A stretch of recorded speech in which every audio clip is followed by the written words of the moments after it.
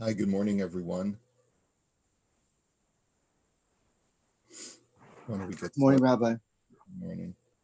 So, Morning. good morning. So we were learning yesterday that you should not be a faker. It's essentially, as far as trying to give someone the impression that you want to do them a favor or you want to have them over, when in reality that's not at all your intention. Um, and essentially, the way that the halacha was phrased is that don't put pressure on someone to dine with you, to come over to your home and be your guest, if you know for a fact that they're going to refuse because they've already made other plans. But he also said, he says, avol below heftzer, without putting undue pressure, mutter loma lo pam ushtayim. You're allowed to say once or twice to the person, bo va'acholi mi, come and eat with me. Afal pisha ein daito sheyochal imo, kizehu kevodo, shemechabdo lechol imo. Because that's considered to be stam, just giving someone a compliment. In other words, it's okay to give someone a compliment as long as you don't overdo it and give them the impression that you really want them to come over when in reality you know that they're going to refuse. So it's a very gray area we had stated, yesterday. How do you how do you maneuver that? You so you have to just try to be as honest and genuine as you possibly can. In the Imrei Yaakov, uh, we had said, he picked up on the language lo hayamaftzirbo, that if you know he can't dine with you, then don't pour on the pressure on him to dine with you, if you wouldn't have if you knew that he might possibly accept your invitation. And therefore he says, Avol im hayamaftzirbo gam kishahayasoid az sharikid l'kama. As the Rav Shulchan Aruch points out later in his own language, that if you would have done the same kind of going on and pressuring him, if he would have the ability to accept the invitation, then it's okay to use the same language, even when you know he's going to refuse the invitation. He is a dear friend, and you really would love to have him over. And if only he would accept your invitation, then you're allowed to speak genuinely with him. And similarly, we said, don't offer any other kind of gift to someone when you know they're not going to accept it, in a way that you wouldn't do it genuinely if you knew that he might accept it. So he says, Dafka laharbo shelo kinahug, avo lechabdo bedavar hanahug shari dezehu kavodo. He says, and again, it's don't put undue, don't be overly effusive in your language. But if you want to just tell him, I wish I could give this to you, and to honor him, that's okay. Because if you don't show him that kind of courtesy of telling him how much you wish you could do something nice for him, people will say, oh, the reason you sort of ignored him is because he's not someone important in your eyes. And so therefore, if it's an important person and you would like to show them honor, even if you know they're going to refuse, it's okay to say to them, I wish I could have you over, or I wish I could give you a ride. Is there anything I can do to help you with? Even if you know he's going to refuse and he's all taken care of, that's an act of courtesy, even when you know that someone's going to refuse. But you have to also say to yourself, if he would accept my invitation, how far would I be willing to go? And you have to sort of ask yourself that question before you go on and on in the effusive offers of helping that individual. And in the Biurim, he tries to, Rav Stern tries to clarify it further. He says, Kizehu kevodo shemechabdo lechol imo.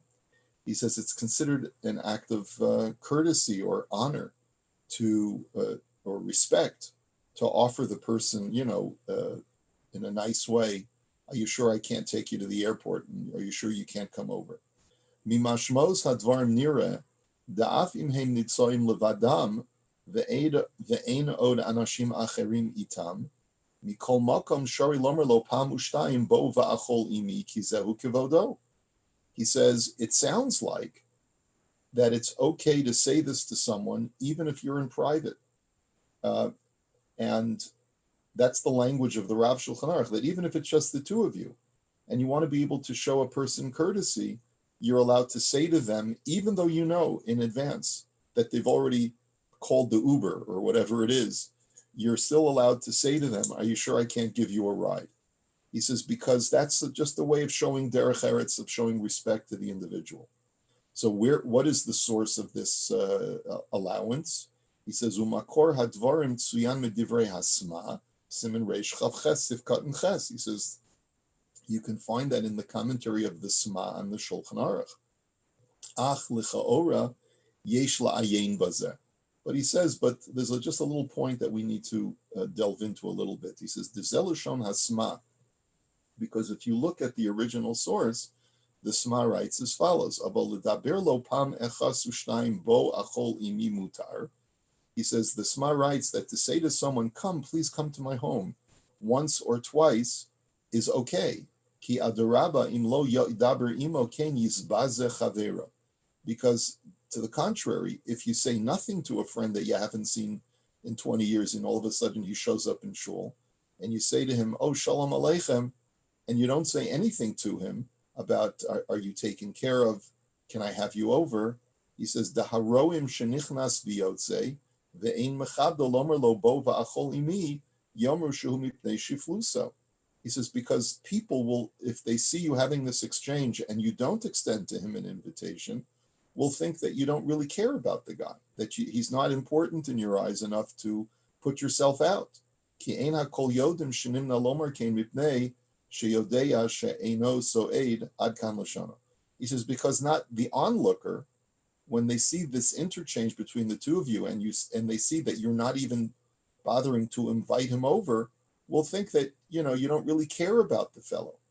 So it sounds like from the language of the Sma that it's the optics, that if I don't invite him over to dine with me, the onlooker may think it's because I don't think very highly of him. V'lichora mashma shedafke heicha sheyeshnam shnam b'nei adam sheyocholim lerot davar zeh, az dafke yesh lahatir.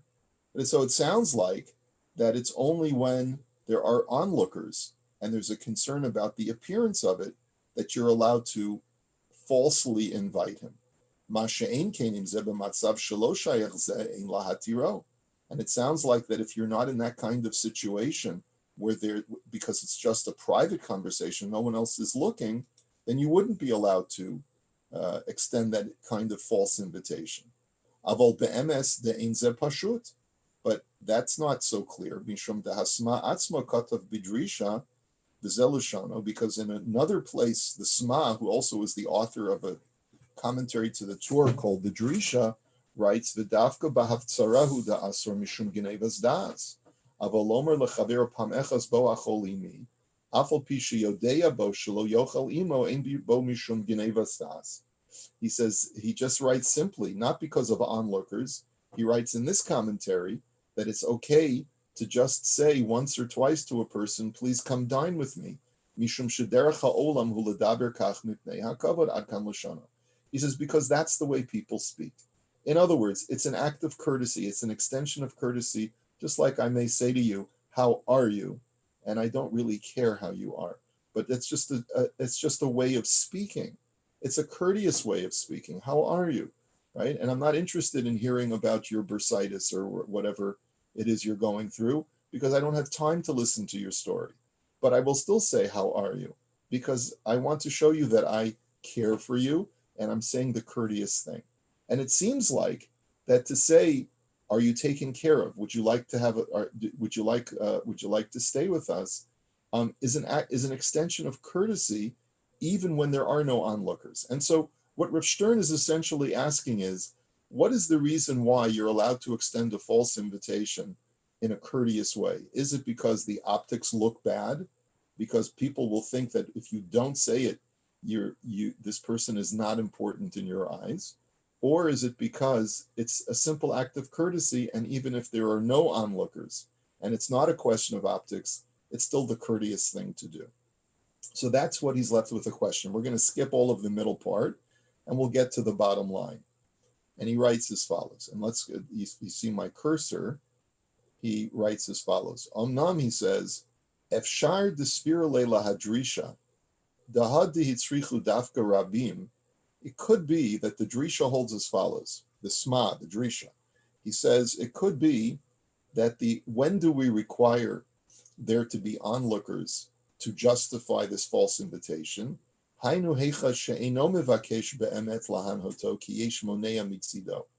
It's only when, for example, you don't have the ability to provide him with what you're offering. Shaharei hapach rekam ve'ein bo shemen v'chavero yachzik lo tova b'chinam. So, for example, one of the illustrations that was given before is you offer someone an empty jug of oil, right? And you give the impression that there's plenty of oil that he can pour out on his hands to make his hands fragrant once again. So if you don't have the ability to benefit that person, so then the only time that you can extend that false invitation of allowing him to partake of something of yours is only when there are onlookers. Ve'alzeh, right? Kamash malan, demikol makom im osa ken kidei lechabdo be'enei habrios az shari. He says to extend the false invitation when you don't have the wherewithal is permitted only in front of others, because if you don't, it's going to look like this person is unimportant. Im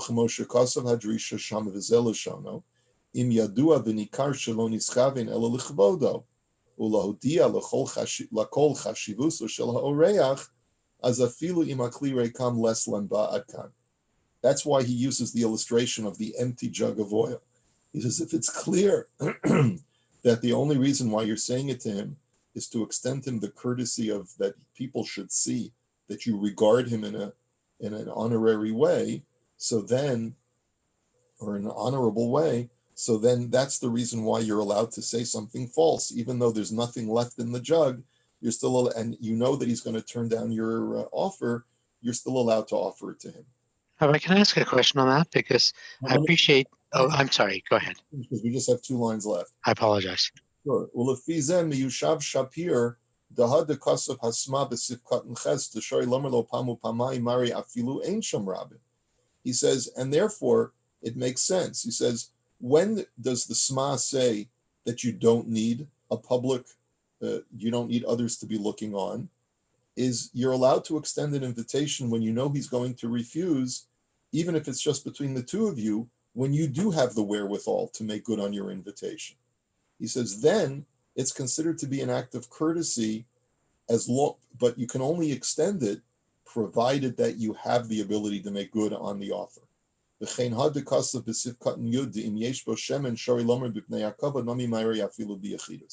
And therefore, if there's oil in the jug and you know he's going to refuse, you're still allowed to offer it to him. Please have some oil. Please have some oil. Even though you know he's going to decline the offer because, let's say, he's allergic or whatever. He says,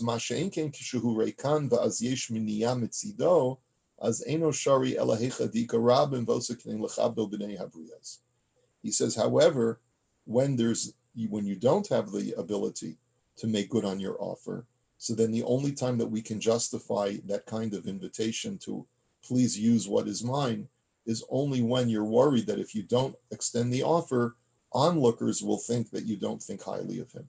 And that's the reason why you're allowed to be deceptive in that way, because you want to be able to elevate his esteem in the eyes of the onlooker. People should recognize you do hold him in high regard, and therefore you would like to honor him if you're able to do so. Paul, please go ahead. I'm sorry, Rabbi. So I hear the argument that people will see that you hold that individual in high esteem by making the offer, but it also elevates the impression that they have of you falsely, that you're willing to give all the time, and that seems wrong somehow. That onlookers will see that you're very generous when you're not really. Yeah, I guess it depends on the circumstance. Is the oil in the jug something that you would normally offer to everybody? Let's say it's hand sanitizer, right? To extend the analogy, right? I don't have any hand sanitizer left, but it's not so much that I'm generous, but this seems to be the convention, that when someone comes to your home, you offer them oil from the jug. It's not because I'm exceptionally generous. It's just that's the norm. That's what we do when we have guests over. I'm trying to think of a more modern, something that would be more modern analogy. Um, I don't think it's so much the example, it's just that there's two sides to this coin. If they're seeing that you really like the person and those onlookers feel like that person to whom you're offering is elevated, surely it elevates you as well, and falsely. So I appreciate perhaps you need to achieve that second goal, and have people see that visitor in high regard. But it has that negative connotation as well, that you're seen as someone who's generous when you're not really being so. right, right. And I also have to say that sometimes I get a little bit impatient with someone who makes me an offer that isn't sincere.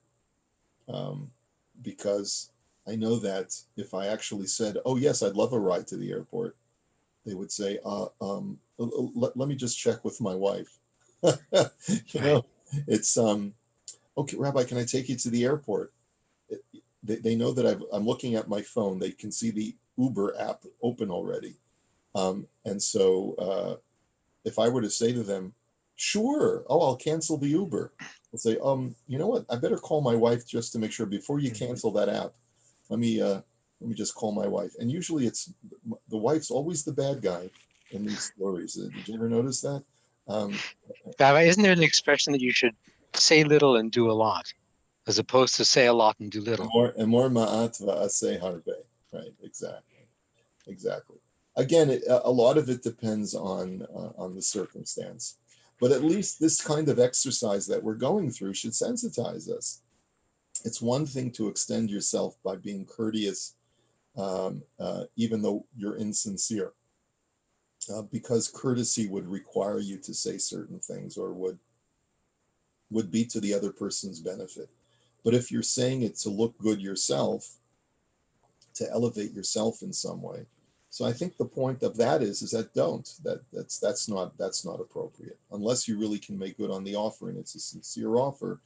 Don't say something to raise your own esteem when you really have no intention of making good on the offer. Right. And you're the best judge of what you do if you're honest. Yeah, yeah, Thank you. Rabbi, just to follow up on that, what you just said, because it seemed it was a little bit different earlier, that if you're going to make an offer, like, you go to shul, obviously we're not doing this right now, but, and you see your friend of 20 years and say, oh, why don't you come for lunch, right? And you suspect he may have other plans because he's traveled, from out of town, and likelihood he has other plans. But if he turns to you and says, oh, I would love to, like my plans fell through and you had no intention, shouldn't you just really make offers when you are willing to put up, to do what you've said? yeah, yeah. Unless the circumstance is like like um, like we just went through this exercise in the Biurim, unless it's a question of courtesy. Like if I wouldn't invite, how would that look if I wouldn't invite him over? I haven't seen the guy. He's been traveling. He used to be a member of the shul. We used to sit together in shul every single week. And now he made Aliyah. I haven't seen him in 15 years. He shows up, sits down next to me in shul. So I'm not supposed to. I mean, wouldn't it look bad if I didn't invite him over? I That's agree, but what happens if inside of you there's no way you're like, you honestly, like I think for any of us it's a proper thing. You should have either a deal ahead of time with your wife that there's an open invitation always, or that you would have to check with your wife, right? So I'm yeah. just saying, like, I agree with you. The impulse would be to, and it could be out of sincere motives, but you may not be able to, back it up. So it probably would be better. I've learned over the years never to extend an invitation without checking with my wife first, and that's because I've put my wife in enough difficult positions in my life that my if my Gehenim is only because of what I've done to my wife, that Dayenu, but it's probably, in this situation, it's probably the best thing is to say, I would love to have you over. I would have to check with my wife first, but do you have arrangements for meals? Are you all set up for the meals? Is there some way that we can accommodate you? And if the guy says, I would love to come over to your house, then you have, by saying it in that vague fashion, you have the option of You have saying an out. you have an out. You have an out. That's probably the way I would do it today based on the conventions of today. Look, the only point I was trying to make is that whenever I would think it's a good policy whenever you're going to offer something to someone, even though you want to show them the respect, right? That you should be able to back up whatever you're going to offer, right? Correct. Correct. Here's a situation though that we're describing is that you know for a fact that he's not going to accept because you overheard a conversation already, or somebody told you that this guy that's sitting down next to you is his guest, and he's already made arrangements. Right. So then, out of courtesy, you could say to him, "Can we have you over? Are you already set up?" And even though you know that he's already set up, you're saying it because if you wouldn't say it, it wouldn't reflect properly on the esteem that you hold him, of which you hold him. Because how can a guy just blow into town after 15 years and you're not even going to invite him over to, and you're not going to express any kind of concern? Are you taken care of? Right? So you may know that he's taken care of. So one option would be to say to him, I hear you're staying by so-and-so. I wish next time you come, you could come and stay with us. That would also be an appropriate thing to say, right? And that way you can be sincere about it, not saying that, can you come over, right? So there's always ways to maneuver around it. And what the Rav Shulchan Aruch is basically saying is that sometimes you have to say something that may not be 100% accurate in order to elevate that person's esteem. Right. The second way, how you just said things, I think is the most appropriate because it also allows you wiggle room that if the guy calls you 2 years later and let's say, you tell them, look, you know what, I'm at work right now. Let me just get back to you in a few minutes. And that way you can call your wife and confirm, etc. So it gives you, you're not on the spot, right? Mm-hmm. Correct. Good. Okay, thank you. Sure. Any other comments? Okay. So we're in the third packet now already of the Imrei Yaakov, the third PDF. We'll go to Tesvav. Other aspects of Genevas Das that are going to be problematic. This is an example that doesn't really apply at all to us, although maybe you could come up with some kind of scenario. Lo yishlach lechaber chavis yayin v'shemen saf al piha. He says, don't send a friend a gift of a barrel of wine, and there's a layer of olive oil, that's floating on the top of the barrel of wine. And the reason is, mipnei sheyispor shehakol shemen, because he will mistakenly think that the whole barrel is filled with oil and that it's not wine. He'll think it's oil. V'yazmin orchim aleha. He says, because you're causing your friend to have an potentially embarrassing situation. He's going to think that you sent him a gift of a huge amount of oil. He's going to invite a whole bunch of guests over thinking that he has enough oil to use to prepare a whole lavish meal for his guests. And after he extends the invitation, he starts to empty the contents of the barrel, and lo and behold, only the top layer was oil and the rest of it was wine.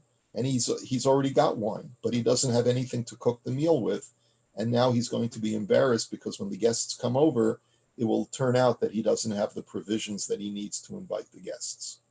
So I was just thinking to myself, there's no real contemporary parallel to this kind of scenario. But basically, it's don't send something to someone where he will think that he's received a large gift when in reality it's a small gift. Because if you do that, it's not a question of misrepresenting the level of indebtedness that he has to you, but here there's a much more practical issue, which is that he's going to think that you've given him something big that he can use to help others, when in reality he doesn't have that, and you're going to put him possibly in a compromising situation. So probably you would have to reveal to him or send him a note together with the barrel that has that thin layer of oil. Please note, the main contents of this barrel is oil, and there's only a small layer of oil on the top, is wine rather. The main contents is wine, and there's only a small layer of oil on top, so that he shouldn't misinterpret the nature of the gift and be embarrassed. So I just want to, what I was thinking is like this.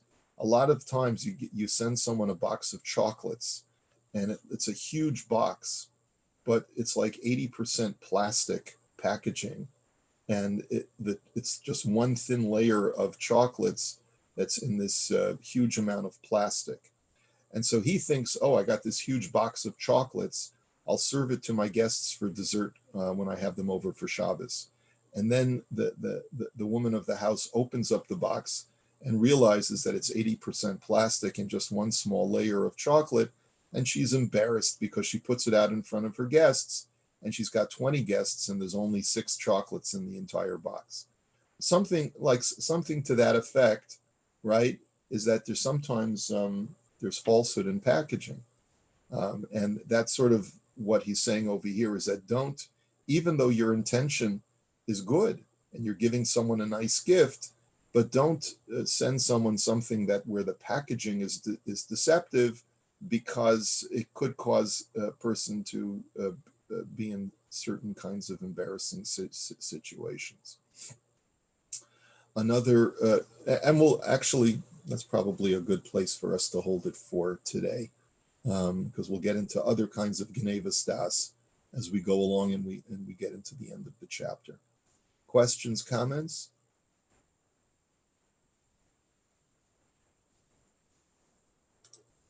Any good and welfare for Arab Shabbos? No? Silent crowd today. All right. Parshas Akev. Everyone have a good Shabbos. Right. Enjoy. Have lots of simcha over your Shabbos for whatever you're doing. Mazel tov again to Eddie. And everyone have a Shabbat Shalom. See you soon. Good Shabbos, Be well, everybody. Rabbi. Thank you. Good Shabbos, Rabbi. Shabbos.